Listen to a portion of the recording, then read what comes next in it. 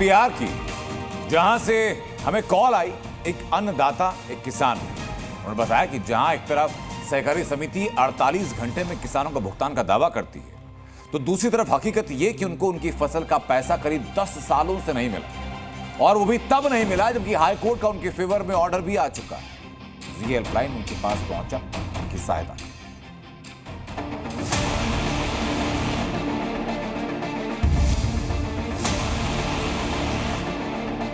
गरीबी का बहुत बड़ा समस्या का समाधान करना पड़ रहा है। गरीब आदमी खेती खुला कर लिए, लेकिन आज तक पैसा के बिनु, अन्न बिनु, पैसा बिनु मर रहा है। बिहार के मधेपुरा में अन्नदाता अपने हक का पैसा न मिलने की वजह से कितने परेशान हैं, ये एक एक किसान की बातों से समझा जा सकता है। मेहनत से पहले फसल लाई, फिर कटाई की, तैयार की और अच्छा रेट मिलने की उम्मीद में सहकारिता विभाग में उसे बेच भी दिया, लेकिन करीब 10 साल बाद भी ये पैसा उन्हें नहीं मिला। और ये कहानी एक दो की नहीं बल्कि 23 किसानों की है, जिनके लाखों रुपए 10 साल बाद भी बकाया हैं और अब तक उन्हें इसका इंतजार है। 2015-16 में पैक्स को धान दिए थे 100 क्विंटल, जिसका कि पैसा अभी तक नहीं मिला है। हाई कोर्ट के जजमेंट के 11 महीना के बाद हमको 50,000 रुपया मिला, शेष पैसा अभी तक नहीं मिला है। डीसीओ बार बार आश्वासन देते, 4 दिन 8 दिन 10 दिन रुक जाइए, मिलर से बात हुआ है, जबकि अब फोन भी नहीं उठा रहे हैं। दरअसल मामला 2015 का है, जब इन किसानों ने सरकार को पैक्स यानी प्राथमिक कृषि सहकारी समिति में धान बेचा था। उस वक्त 77 किसानों ने ये धान बेचा था, लेकिन उनमें से 23 किसानों को इसका पैसा नहीं मिला। तब से लेकर अब तक ये 23 किसान अपने पैसे के लिए भटक रहे हैं। हद तो तब हो गई जब थक हार कर इन किसानों ने हाई कोर्ट की शरण ली। कोर्ट ने किसानों के पक्ष में फैसला भी सुनाया और सहकारिता विभाग को 3 हफ्ते के अंदर किसानों का बकाया भुगतान करने का आदेश भी दिया, लेकिन उसे भी 11 महीने हो चुके हैं और भुगतान अब तक नहीं हुआ। हम लोग 15-16 को धान दिए थे और पैक्स अध्यक्ष के यहाँ दौड़ते दौड़ते परेशान हो गए, आप देंगे कल देंगे, नहीं मिला।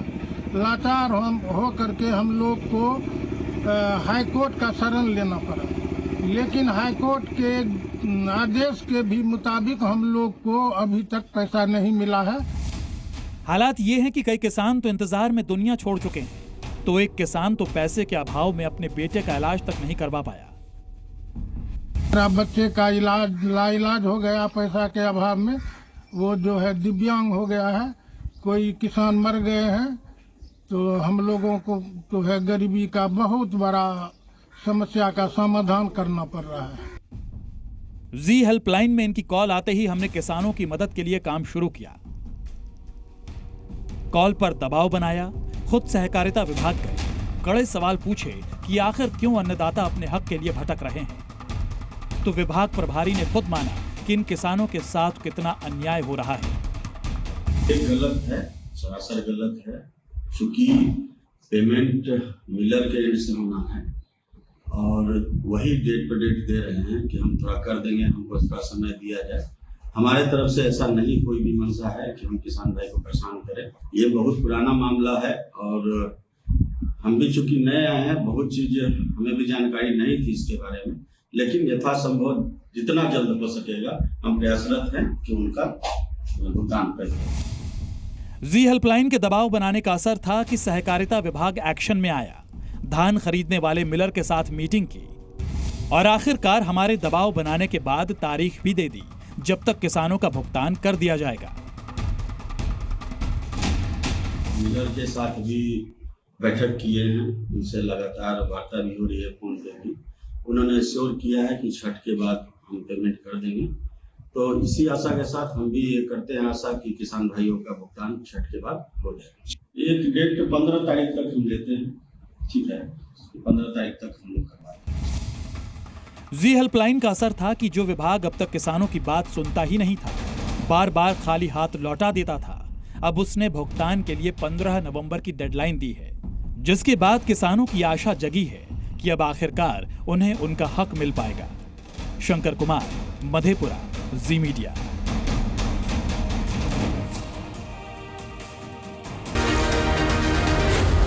जी न्यूज।